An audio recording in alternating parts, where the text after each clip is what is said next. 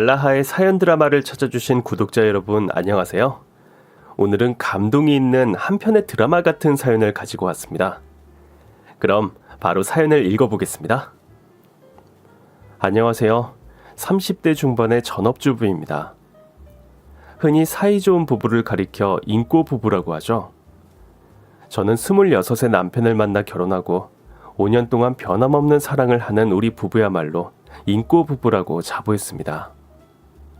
단 한 번도 우리 사이를 의심해 본 적이 없었어요.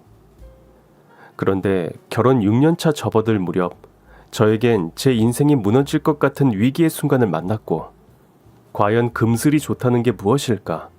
대체 부부는 무엇으로 사는가 하는 자괴감과 회한마저 들었는데요. 제가 부부 문제로 대혼란을 겪었던 그때의 이야기를 들려드리고 싶어요.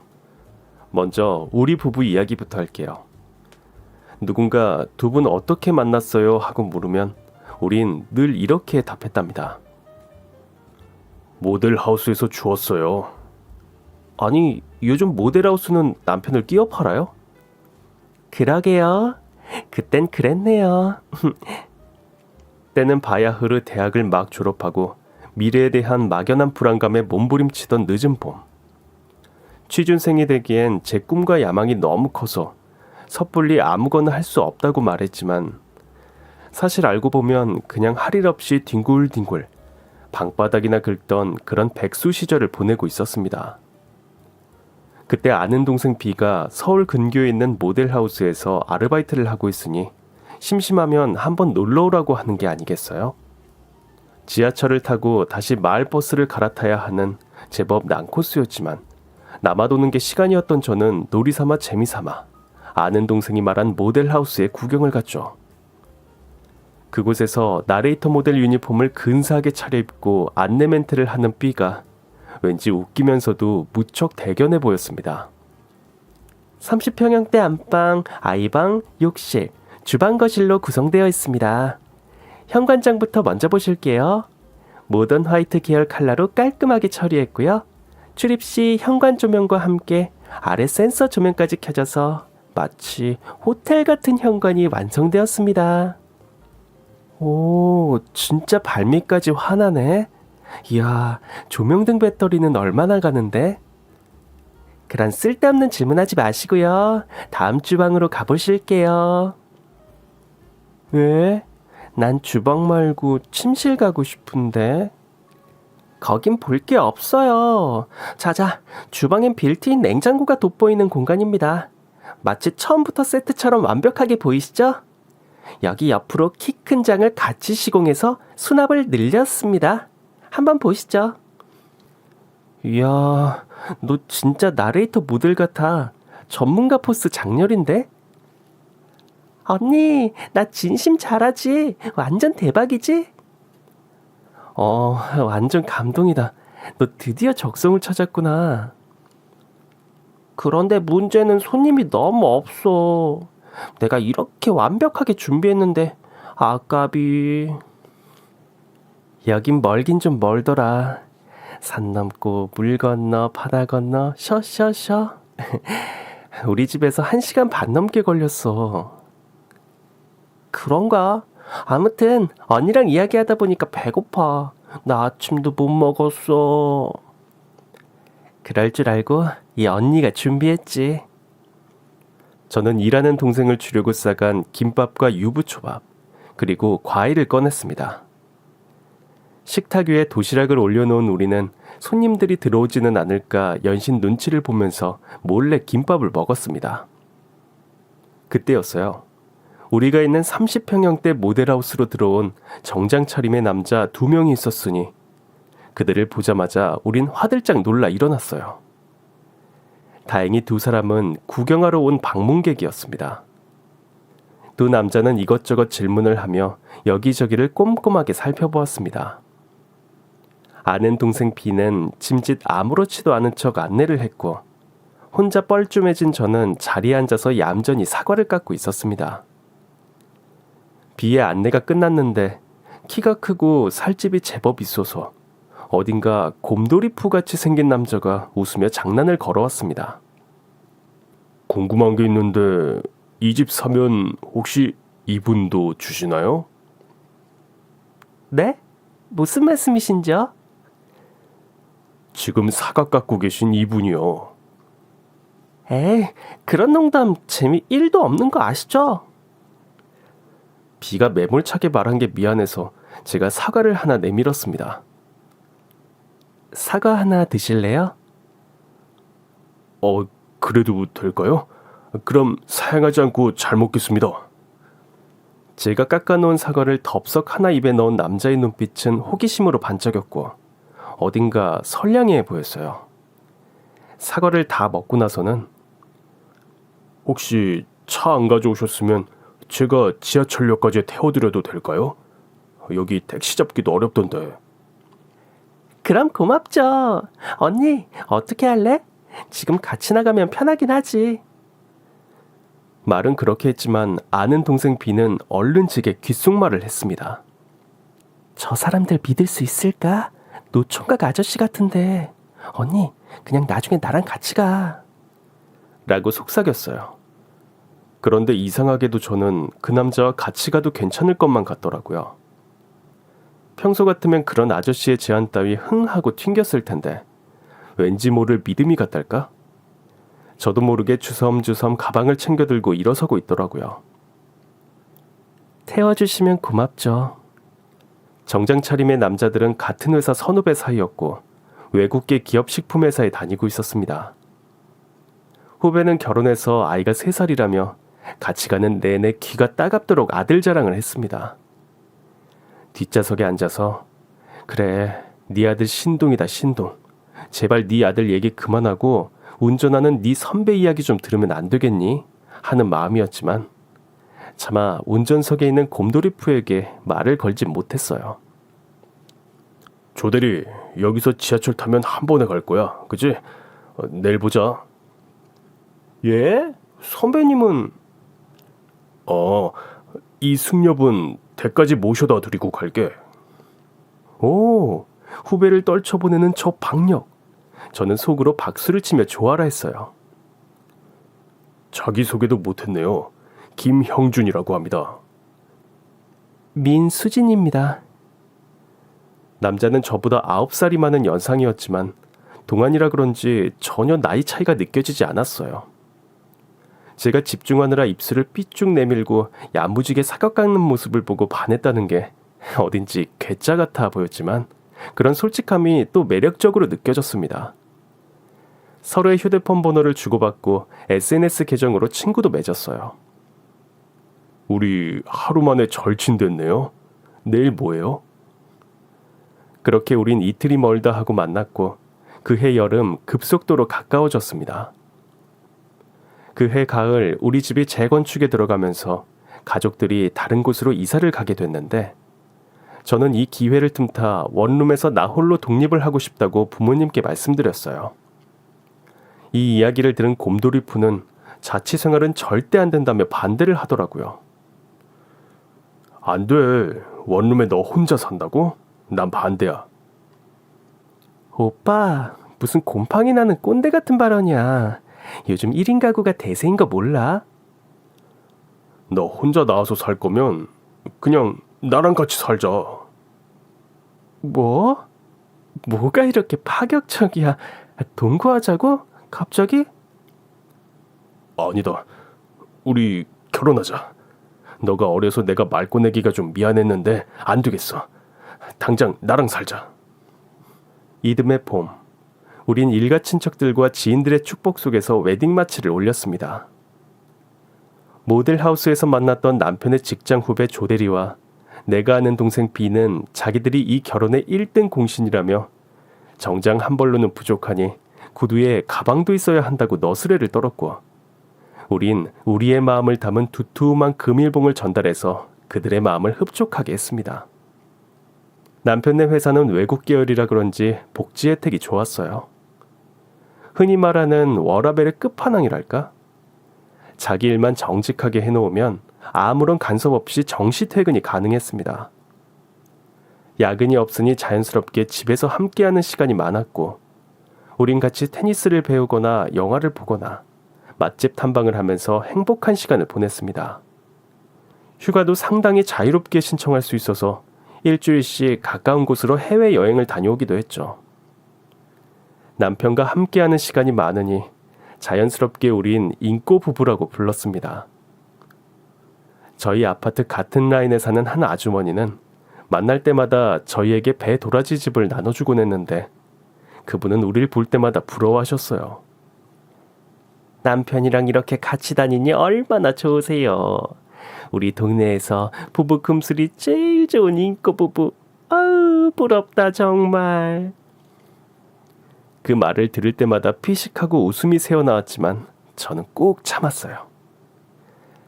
세상에 인꼬가 다 죽었나? 우리가 사소한 걸로 티격태격 싸우는 걸 보면 그런 말 안 할 텐데, 그지? 남들 눈엔 우리가 인꼬 부부로 보이나 보지. 근데 인꼬가 정말 사이가 좋은 조류가 맞아? 알고 보면 바람둥이고 그런 거 아니야? 옛날에 우리 집에서 인꼬 키운 적 있어. 인꼬라고 부르지만 실은 앵무새래. 일본어로 인꼬인 거지. 새 박사님. 그래서 앵무새는 부부 금슬이 좋습니까? 네, 그렇습니다. 아주 금슬이 좋습니다. 남편이 어렸을 때 인꼬, 그러니까 앵무새 2마리를 키웠는데 어느 날 모이를 주려고 새장문을 연 순간 수컷 앵무가 그 틈을 타 도망을 갔대요. 그래서 남편은 암컷 앵무도 수컷을 따라 날아갈 수 있도록 일부러 문을 열어놓았지만 암컷은 새장 밖으로 나가지 않고 그 자리를 지켰다고 해요. 그리고 어느 날 거짓말처럼 수컷 앵무가 다시 돌아왔다고 합니다. 새장으로 돌아온 수컷과 그를 기다린 암컷은 더 사이가 좋아졌는지 얼마 뒤에 새끼까지 낳아 행복하게 살았대요. 그 이야기를 듣고 전 남편에게 질문을 했습니다. 자기야, 만일 자기도 수컷 인꼬처럼 우연히 새장을 나가게 되잖아. 그럼 다시 돌아올 거야? 남편은 잠시 생각에 잠긴 뒤 입을 열었습니다. 당연하지 않을까? 즐거운 곳에서 날 오라 하여도 내 쉴 곳은 작은 집, 여기 내 집뿐인데. 뭐야, 노래가사 읊지 말고요. 제대로 대답하라고. 난 무슨 일이 있어도 반드시 돌아와. 당신 옆이 내가 있어야 할 자리야. 알겠니, 바보야. 아무튼 넓고 따스한 남편의 품 안에서 부족함을 모르고 지냈습니다. 하지만 마냥 속편했던 건 아니에요. 이런 남편의 사랑과는 반대로 시어머니의 사랑을 받지 못했거든요. 시어머니는 어딘가 좀 차갑고 냉정한 사람이었습니다. 남편은 위로 누나가 2 있는 막내였어요. 어려서부터 시어머니의 사랑을 듬뿍 받아서 사랑도 애교도 많은 편이었죠. 그런 남편을 제가 뺏어갔다고 생각하시는 건지 시어머니는 우리의 결혼을 반대하진 않으셨지만 그렇다고 절 반겨주시지도 않으셨어요. 결혼하고 지금까지 내내 마음을 열어주지 않는 시어머니가 제겐 풀리지 않는 숙제 같았습니다. 아니, 생각해보면 처음 인사를 드렸을 때부터 냉랭하셨던 것 같아요. 미대를 나왔다면서 왜 아무 일도 안 하니?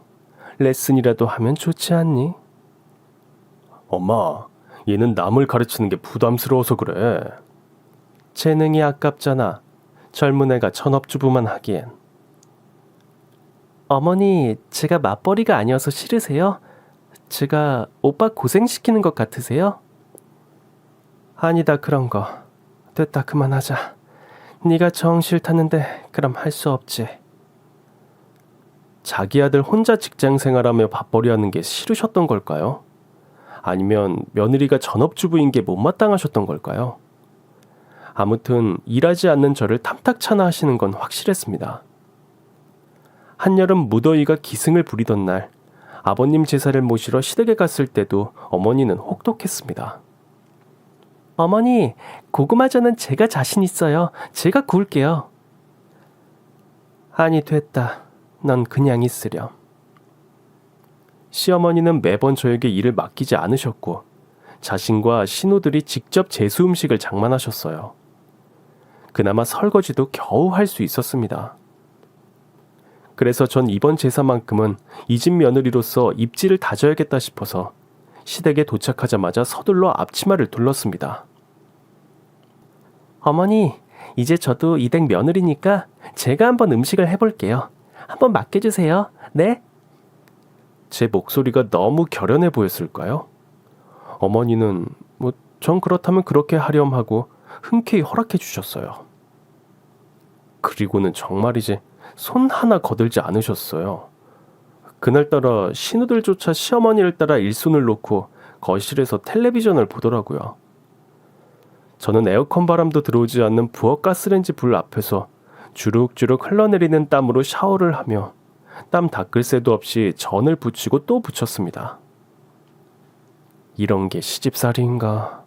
이런 게 바로 말로만 듣던 그 씨월드인가? 현타가 왔어요. 내 입이 방정이다. 왜 내가 혼자 한다고 해가지고 이 고생을 사서 하는 걸까 하면서 바삭하게 튀겨진 새우튀김을 부지런히 건져내고 있을 때였어요. 혼자 불 앞에서 낑낑대는 저를 시어머니가 쓱 보시더니 드라마를 보며 누워있는 시누이들에게 말했습니다. 저기 네 올케한테 선풍기 좀 갖다 주렴. 와, 에어컨도 아니고 선풍기라뇨. 큰 시누이가 제 등을 향해 선풍기 바람을 강으로 보내주면서 물었어요. 어때? 좀 시원해? 네, 언니. 눈물 나도록 시원하네요. 그 다음날 저는 그대로 침대에 쓰러져 꼼짝도 못하고 누워 있었습니다. 다시는 제가 제수 음식을 하겠다고 말을 꺼내지 않았고 시어머니도 당연하다는 듯 늘 해오던 대로 자신이 직접 음식을 장만하셨습니다. 아무리 해도 마음을 열지 않는 시어머니와의 관계로 괴로워하는 제게 아는 동생 B는 며느리 애교 필살기를 보여주라고 했어요. 언니, 사람에게는 퍼스널 스페이스가 있어. 친밀도에 따라서 그 거리도 줄어든다고. 그러니까 시어머니와 심적 거리를 좁히려면 어떻게 해야겠어? 퍼스널 스페이스를 무너뜨려? 그렇지. 언니의 애교로 기선을 제압하고 스킨십으로 퍼스널 스페이스를 확 넘어가 버려. 뭔가 설득력 있는데? 그치? 나 정말 똑똑하지? 아휴, 이런 인재가 2년째 취준생이라니 이래서 될 일이야? 그래서 대한민국의 미래가 어두운 거라고. 나. 아는 동생 B의 조언을 듣고 이제나 저제나 시어머니를 찾아갈 타이밍만 재고 있었는데요. 얼마 지나지 않아 어머니 생신이라 모처럼의 기회가 찾아왔어요. 가족 외식을 하려고 태국 음식점으로 갔을 때였어요. 차를 주차하고 식당으로 이동하면서 저는 몹시 의식을 했지만 겉으로는 아무렇지 않은 듯 자연스럽게 시어머니의 팔짱을 꼈습니다. 어머니 같이 가요. 하지만 시어머니는 몹시도 무표정한 얼굴로 자신에게 팔짱을 낀 제 손을 슬그머니 빼셨어요. 그때의 찹찹함이란 제 마음까지 다 얼 것 같았어요. 그날 제가 그렇게 좋아하는 똠양꿍이 코로 들어가는지 입으로 들어가는지 정신이 혼미했습니다. 더 이상 다가오지 말라는 무언의 경고 같아서 집으로 돌아와 서럽게 울었습니다. 어머니는 왜 그러실까? 내가 뭐 잘못했나? 왜 매번 차갑게 그러셔? 아니야, 그냥 너 힘들게 안 하려고 그러시는 거지. 자기 때문에 그러는 거 아니야. 어머니는 일제시대 태어났으면 분명 독립운동가가 되셨을 거야. 고문을 해도 입도 뻥끗 안 하고 찔러도 피 한 방울 안 흘리면서 꿋꿋하게 견디는 냉혈한. 아이고, 우리 마누라 많이 속상했어요. 여기가 너무 아파. 시댁을 다녀올 때마다 더해지는 속상한 마음을 남편이 달래주었습니다. 그럴 때마다 내가 좀 더 열심히 하면 어머님께서도 마음을 좀 열어주시겠지 하며 긍정적인 마음을 내었습니다. 열심히 뜨개질을 배워서 어머니 모자도 만들어드리고 베이킹을 배우면 쿠키를 구워서 시어머니께 보내드리기도 했어요. 그렇게 어느 정도의 시간이 흘렀을까? 이번엔 남편의 태도도 조금씩 달라졌어요. 무슨 일인지 덩치가 퉁퉁했던 사람이 점차적으로 살이 빠져갔고 얼굴은 턱선이 살아나서 샤프하게 보였어요. 옷 입는 스타일도 바뀌어서 운동복 즐겨 입는 연하남 느낌이 난달까요? 외모도 외모지만 성격도 엄청 달라졌어요. 사소한 일에도 예민해져서는 제게 화를 내는 일이 잦아졌습니다. 이를테면 냄새에 예민해져서 제가 김치통을 제대로 닫아놓지 않아서 냉장고에 김치 냄새가 난다고 타박하기도 했고요. 여보, 김치통 뚜껑 좀 제대로 닫아. 냉장고에 김치 냄새 나면 역겹단 말이야. 알았어. 미안. 깜빡했어. 한두 번이 아니잖아. 그냥 싫다다 두고 몇 번이나 김치 쏟은 적도 있잖아. 냉장고에 김치물 베이면 그거 닦는 게 얼마나 힘든지 알아? 알았어. 야무지게 닫아 놓을게. 갑자기 웬 잔소리야? 당신이 잘하면 이런 말 안 할 거 아냐? 아휴, 애도 아니고. 알았다고. 앞으로 잘할게. 그런가 하면 재활용 쓰레기를 매일 버리지 않는다고 절 나무라기도 했어요. 저는 깔끔한 것을 좋아하는 남편을 따라 집안일을 조금은 잘하게 된 것 같은데 남편 성에는 안 차는 모양이에요. 어머님이 살림을 잘하시니 남편의 기준은 지나치게 높아요. 한 번은 제가 반쯤 먹다 남은 된장국을 용기에 담고 랩으로 대충 싸서 냉장고에 넣어두었는데 남편이 그걸 꺼내다가 그대로 쏟은 거예요. 여느 때 같으면 그냥 닫고 좀 조심하라고 할 남편은 참지 않고 버럭 화를 냈습니다. 아, 좀! 이것도 제대로 못하지! 몇 번이나 말하냐? 또 흘렀어! 아, 왜 그래? 사람 숨 막히게. 잘못했어. 잘못했다고. 나도 밥하고 설거지하고 급하게 은행 간다고 그렇게 된 거야. 일부러 그런 게 아니라고. 그게 자기한테 이렇게까지 야단 맞을 일이야? 요즘 오빠 왜 그래? 나한테 불만 있어? 불만 있으면 말로 해. 자꾸 짜증내고 화내지 말고. 저도 참지 않고 불만을 다 토로했고 그날 밤 우린 처음으로 서로 말을 하지 않고 각방을 썼어요. 다음 날도 하루 종일 불편했습니다. 답답한 마음에 아는 동생 B에게 전화를 걸어 하소연을 했습니다. 언니, 목소리가 왜 그렇게 힘이 없어? 요즘 남편하고 관계가 좀 안 좋아. 어떻게 안 좋은데? 남편이 예민해져서 작은 일에도 왕짜증이야. 화도 잘 내. 나한테 말도 함부로 해서 좀 무섭기도 하고. 이젠 한 공간에 같이 있는 게 너무 숨 막히고 힘들 정도야. 형부가 그런 태도를 보인 지 얼마나 됐는데? 지난 4월인가 그랬으니까 한 달 좀 더 넘었네. 형부 나이가 몇 살이야? 내년이면 40이야. 완전 아저씨지. 언니, 그거 갱년기 아니야? 전에 목욕탕 갔는데 아줌마들이 남편이 갱년기라고 막 그러더라고. 그거 50대에 오는 거 아니니? 아는 동생 B는 남편이 남자 갱년기 같다고 했어요. 언니, 남자도 갱년기가 오면 시시때때로 짜증내고 삐지고 드라마 보면서 그렇게 운대. 호르몬이 바뀌는 거지. 남성에서 여성으로. 정말 우리 남편 증상이랑 비슷한데 너 정말 예리하다. 그지? 언니, 나 예리하게 너무 잘 진단하지. 다시 의욕이 솟구치는데 지금이라도 의대 한번 도전해볼까? 저는 인터넷으로 남성 갱년기 증상을 검색해보고 우리 남편이 갱년기임을 믿어 의심치 않았어요. 그렇지 않고서야 남편이 이렇게 변할 리가 없으니까요. 그 이후로도 저는 남편을 유심히 관찰했죠. 남편이 좀 예민하게 굴어도 이해가 됐어요. 갱년기라서 저렇다 하고요. 그런데 어느 날 남편이 샤워를 하고 나왔는데 욕실 세면대에 머리카락이 엄청 빠져 있는 거예요.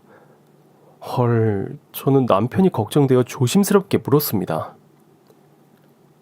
여보, 당신 머리카락 엄청 빠졌어. 탈모 오는 거 아니야? 당신 아버님 어떠셨어? 그런 거 아니야. 계절 바뀌면 그래. 호들갑 떨지 마. 아닌데. 내가 볼 땐 꽤 심각해. 자기 살도 엄청 빠졌지. 어디 아픈 거 아니야? 괜찮다고. 난 멀쩡해. 당신 요즘 갱년기 같아. 호르몬 이상으로 예민해질 수 있대. 우리 병원이라도 가보자, 응? 저는 단지 남편이 걱정되어 한 말인데 남편은 벼락같이 화를 내며 소리를 질렀습니다. 나 아무런 이상 없어. 제발 날 환자 취급 좀 하지 말라고. 우리 사이는 좀처럼 더 가까워지지 않았습니다. 이렇게 사사건건 불만을 가진 사람과 어떻게 살아야 할지 막막했어요. 더 이상 날 사랑하지 않는 걸까? 결국 우리 사랑은 이 정도밖에 안 되는 걸까? 온갖 망상이 저를 괴롭혔습니다. 지금까지 늘 둘이 함께 붙어 있었고 남편만 의지하고 살아서 더 서운하고 힘들었습니다. 그런 생활이 이어진 지 한 달 정도 지났을 때 그 사달이 났습니다. 남편이 여행용 캐리어에 옷장 속에 있는 자기 옷을 쓸어 담고 있는 게 아니겠습니까? 저는 그 광경에 깜짝 놀라 소리를 쳤습니다. 여보, 당신 지금 뭐해? 어디 가? 해외 출장. 갑자기? 어디로? 남편은 대답해주지 않았어요. 전 기가 막혔어요. 남편 회사는 출장 업기로 유명하다고 남편 본인 입으로 그렇게 말해놓고는 느닷없이 출장이라뇨. 그것도 해외 출장이라니 이 남자가 왜 이러나 싶었습니다. 언제 오는데? 얼마나 걸릴지 몰라. 한 5년 정도 걸릴 수 있어. 나 기다리지 말고 친정에 가 있어. 그게 무슨 말이야? 난데없이 5년짜리 출장이라니. 세상에, 이런 게 어디 있어요. 제가 붙잡을 새도 없이 남편은 그대로 휙 하고 집을 나가버렸습니다. 그리고 그 길로 돌아오지 않았어요. 저는 황당하고 어이가 없어서 당장 뭘 어떻게 해야 할지 몰랐어요. 물 한 잔을 마시고 심호흡을 하고 남편에게 전화를 걸었지만 남편의 전화기는 꺼져 있었습니다. 남편 회사에 전화를 해봤죠. 안녕하세요. 저는 김형준 부장 와이프인데요. 저희 남편이 출장에 갑자기 잡혔던데 맞죠? 네, 사모님 출장 맞으시고요. 어디로 가셨는지는 알려드릴 수 없어요. 죄송합니다. 뭔가 숨기는 게 분명한데 회사에선 더 이상 알려줄 것 같지 않더라고요. 남편과 절친한 후배 조대리에게 전화했습니다. 조대리님 잘 지내시죠? 형수님, 저는 잘 지내고 있죠. 글쎄, 우리 아들이 구구단을 다 뗐지 뭡니까? 이제 겨우 5살인데요. 한글은 진작에 쓰고 읽고요. 맞다. 형수님은 어떠세요? 우리 남편이 갑자기 출장을 가서 궁금해서요. 회사에 출장 없다고 하지 않았어요? 형수님, 출장 없는 회사가 어디 있어요? 그것도 우리 같은 외국계 회사에서요. 그럼 지금까지 뭐해요? 우리 남편은 출장 한 번도 간 적이 없는데요. 부장님 대신 우리가 늘 돌아가면서 갔죠. 형수님, 죄송한데요. 지금 제가 업무가 급해서. 죄송합니다. 다음에 봬요. 뭐가 뭔지 알 수가 없고 나 빼고 모두 나를 속이고 있는 것 같아서 진짜 말 그대로 미쳐 돌아버릴 노릇이었습니다. 남편은 어딜 갔는지 몰라도 갔으면 잘 갔는지 연락이라도 좀 해줬으면 좋겠는데 그게 안 되니까 저는 너무 속상해서 눈물만 뚝뚝 흘렸습니다. 남편의 SNS도 업로드가 안 된 지가 꽤 오래되었어요. 그리고 얼마 뒤 남편의 전화가 어느새 없는 번호로 바뀐 걸 알고 저는 올 것이 왔구나 했어요. 정말 하늘이 무너지는 것 같았습니다. 제 소식을 어떻게 알았는지 친정 부모님이 집으로 한 걸음에 달려오셨습니다. 엄마를 보자 그동안 참았던 서름이 폭발했습니다. 엄마, 오빠가 갑자기 사라졌어. 연기처럼 사라졌어, 엄마. 아유, 그래, 불쌍한 내 새끼. 괜찮아, 다 괜찮아. 엄마가 있잖아. 엄마 품에서 한참을 울고 나니 마음이 차분해졌습니다. 엄마, 근데 어떻게 알고 왔어? 네 시어머니 전화 받고 너 혼자 있는데 얼른 데려가라고 하대. 어머님이?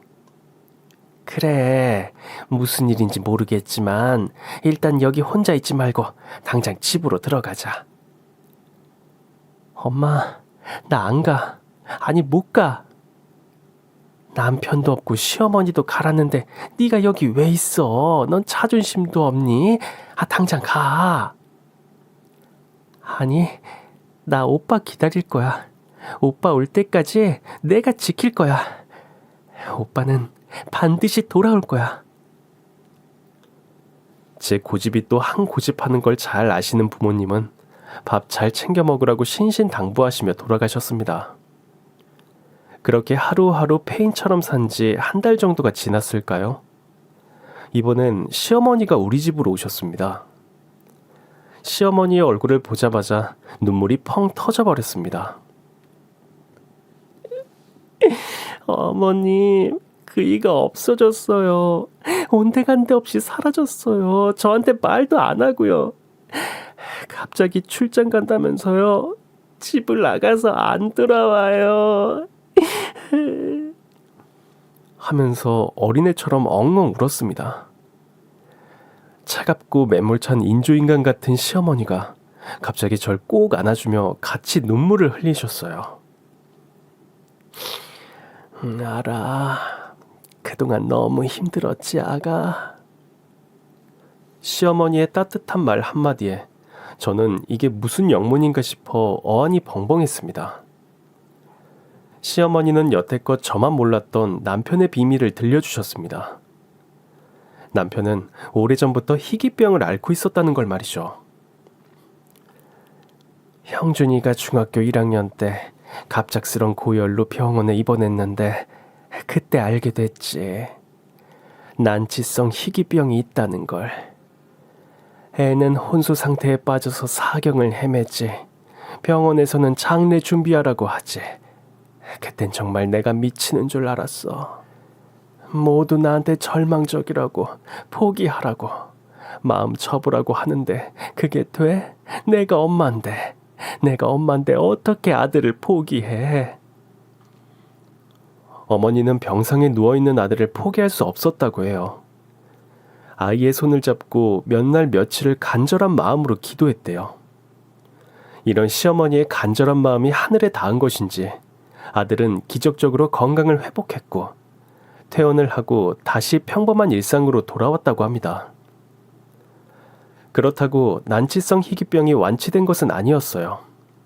6개월에 한 번씩 건강검진을 받고 그렇게 5년이 지나 완치 판정이 내려졌지만 시어머니는 아들의 병이 언제 재발될지 몰라서 늘 조마조마하셨대요. 그래서 아들이 자라 결혼 생각 없이 노총각으로 지내도 별 불만이 없었고 한편으로 다행이다 싶으셨는데 갑자기 결혼하겠다며 저를 소개했을 때 너무 놀라셨다고 합니다. 이 결혼을 시켜야 되나 말아야 되나 고민이 많았는데 자기 아들이 너무 행복해 보여서 차마 결혼을 반대할 수 없었다고 해요. 시어머니는 언제 떠날지 모르는 아들 며느리에게 정을 붙이고 싶지 않아서 일부러 마음에도 없는 행동을 해오셨다고 속마음을 털어놓으셨어요. 미안하다. 내가 참 모질게 굴었지. 정 안 붙이려고 그랬어. 늦었지만 용서해다오. 그런 줄도 모르고 저 뒤로 어머니 욕 엄청 했어요. 그래. 못된 시어머니 욕은 3번, 4번 해도 돼. 아니, 네 맘이 다 풀릴 때까지 하렴. 어머니, 근데 오빠는요? 우리 형준 씨는 지금 어디 있어요? 그게...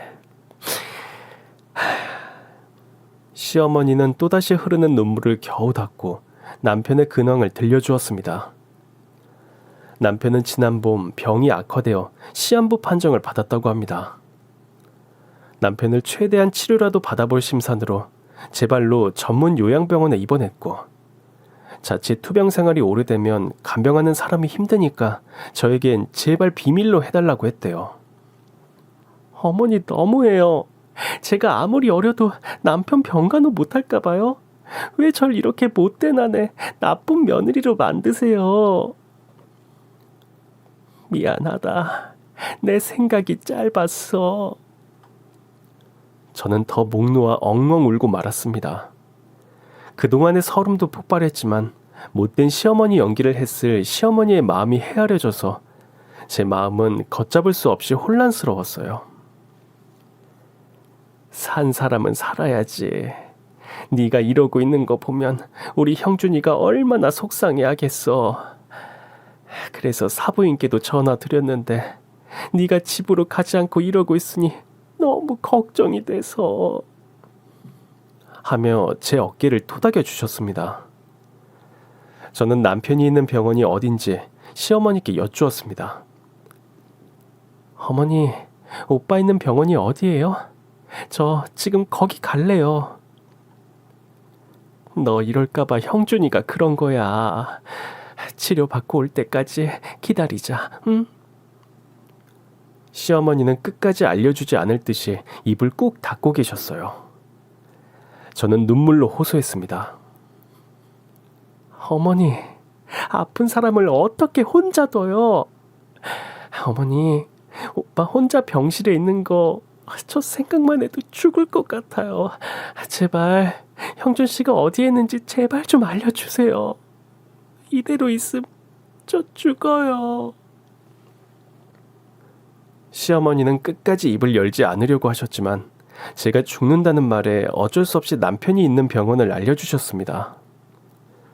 저는 부랴부랴 제 옷가지를 대충 싸서 병원을 찾아갔습니다.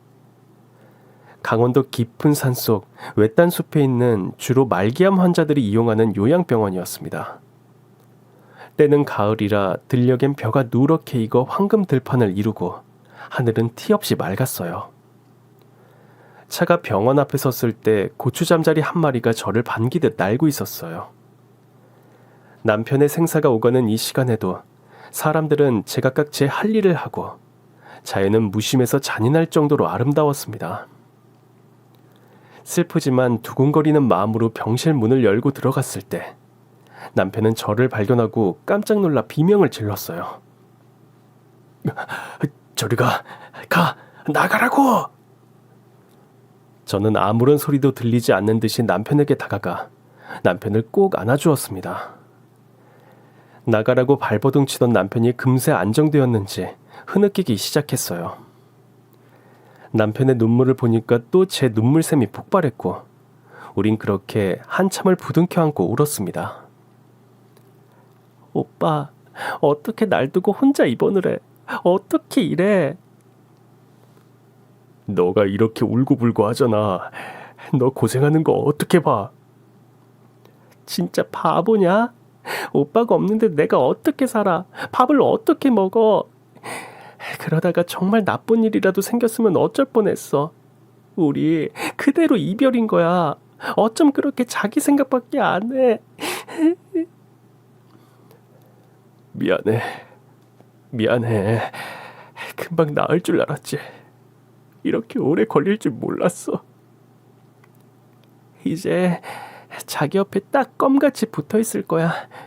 나가라고 하면 죽을 줄 알아? 저는 남편 옆에 딱 붙어서 살뜰히 간호해 주었습니다. 간병의 마음을 확 내니까 이게 또 되더라고요. 기도하는 마음으로 새벽부터 늦은 밤까지 정신을 바짝 차려서 남편을 살뜰하게 돌봤습니다. 저도 어디서 이런 힘이 솟아나는지 신기할 정도였어요. 병원 간호사들도 간병의 달인이 나타났다며 두 엄지손가락을 들어 칭찬해 주었습니다. 한 달이 지나고 남편의 몸이 기력을 회복하는 듯 보였어요. 그래서 우린 남편의 주치의가 있는 병원으로 옮겼습니다. 남편의 주치의는 저희에게 한 가지 제안을 했어요. 지금 영국에서 개발 중인 신약이 있는데 환자분 상황에 적합한 치료제라고 전 생각합니다. 이게 아직 국내에선 허가되지 않은 약이라 그래서 제안을 해드리고 싶은데 결정은 환자분이 하셔야겠죠. 저희는 지금 찬밥 더운 밥 가릴 처지가 아니었어요. 지푸라기라도 잡는 심정으로 그 신약의 임상실험을 수락했습니다. 남편은 매일 오전 식후 30분이 되면 파란 약 한 알씩을 복용했습니다. 그리고 한 달 뒤 정말 기적에 기적을 더한 듯 남편의 병세는 호전되어 갔어요. 남편의 눈에 띄는 회복세에 담당 의사도 감탄할 정도였습니다. 이거 정말 기적 같은데요. 신약이 환자분에 잘 맞을 거라고 예상은 했지만 이렇게 효과가 좋을지 몰랐습니다. 이건 학회에 보고되어야 할 기적적인 사례 연구가 될 것 같습니다. 이대로 치료를 더 하시면 건강을 되찾는 것도 기대해 볼 만합니다. 정말요? 감사합니다. 선생님 정말 감사합니다. 저는 남편의 주치의에게 허리를 90도로 구부리고 꾸벅꾸벅 절을 했습니다. 이 기쁜 소식을 맨 먼저 전한 곳은 당연히 시어머니였겠죠. 어머니, 어머니! 그래, 무슨 일이냐? 병원에 무슨 일 생겼니? 어머니, 오빠가요. 다시 건강해질 수 있대요. 시한부 아니래요, 이제. 뭐? 아니, 어떻게 그런 일이... 오빠가 먹는 그 약이 오빠한테 제대로 먹혔대요. 효과가 좋아서 의사 선생님이 기적이래요, 기적. 우리 며느리가 지극정성으로 간호하니까 하늘이 감동을 받으셨네. 아휴, 장하다 우리 며느리. 아니에요. 오빠가 잘 견뎌서 그래요, 어머니. 그리고 어머니 덕분이고요. 어머니 기도해 주셔서 감사합니다. 정말 감사합니다. 남편의 건강에 차도가 보인다는 기적 같은 소식에 시어머니도 기뻐하셨어요. 물론 저희 친정에서도 기뻐하며 한시름을 놓으셨습니다. 김서방 주려고 엄마가 영지버섯이랑 동충하초 끓여놨어. 그거 가져가. 엄마, 환자는 아무거나 막 먹으면 안 돼. 우리 의사 선생님이 먹으라고 하는 것만 먹을 거거든. 아유, 참 그래 잘났다. 내일 네 아빠랑 병원에 갈게. 김서방한테 축하한다고 전해줘. 고마워요. 그렇게 5년이 지났습니다. 솔직히 지난 5년은 10년처럼 길게 느껴지기도 할 만큼 쉽지 않았어요. 석 달에 한 번, 6개월에 한 번, 그러다 1년에 한 번씩 건강검진을 받아야 했고 그때마다 남편의 병이 악화되지는 않을까 두려움에 떨어야 했죠. 그동안 우린 남편의 병에 좋다는 건강한 밥상으로 식단을 싹 바꾸었고 저도 남편을 따라 건강한 체질로 거듭났어요. 아침 일찍 뒷산으로 산행도 나가기 시작했어요. 처음엔 무리하지 않게 조금씩 거리를 넓혀가고 있습니다. 그 덕분에 5년이 지난 지금도 남편은 떠나지 않고 제 곁을 지키고 있습니다. 아파트에서 자주 마주치는 배도라지 아주머니는 아직도 저희를 보면 인꼬부부라고 부르시는데요. 예전과 달리 피식 웃지 않고 감사한 마음이 듭니다. 여보, 당신 또 갑자기 출장 잡고 그러는 거 아니지? 당근 아니지. 내 인생에 출장은 없어. 정말이야? 하늘 땅 별 땅 맹세할게. 근데 당신 내가 출장 간다고 했을 때 왜 도망 안 갔어? 친정에 가 있으라고 했잖아. 날 뭘로 보고. 당신이 그랬잖아. 세장을 나간 수컷 인꼬가 다시 돌아왔다고. 당신은 언제든 돌아올 거라고 그랬잖아. 불교에서 부부의 인연은 8,000겁의 인연이 맺어진 결과라고 하는데요. 그런 귀한 인연도 믿음이 없으면 쉽게 무너질 거라고 생각해요. 남편의 난데없는 출장에 지옥에 대해 혼란을 겪으면서도 남편에 대한 믿음은 변치 않았어요. 신기해요.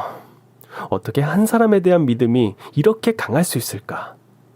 이게 사랑인 걸까요? 남편이 사랑으로 다정하게 절 품어주었듯 저도 남편에게 변함없이 따스한 보금자리가 되었으면 합니다.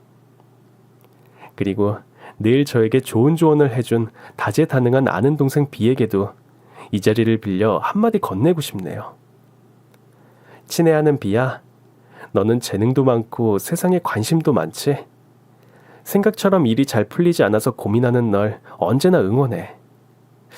그런데 말야, 이것저것 재고 개선하면 아무것도 이룰 수가 없더라.